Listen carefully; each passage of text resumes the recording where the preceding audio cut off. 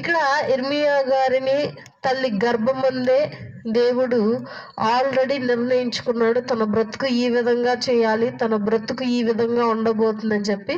తల్లి గర్భములో రూపింపక మునిపే నీ దినములన్నీ లిఖితమాయను అని చెప్పి దేవుడు అక్కడ సెలవిచ్చడం జరుగుతుంది.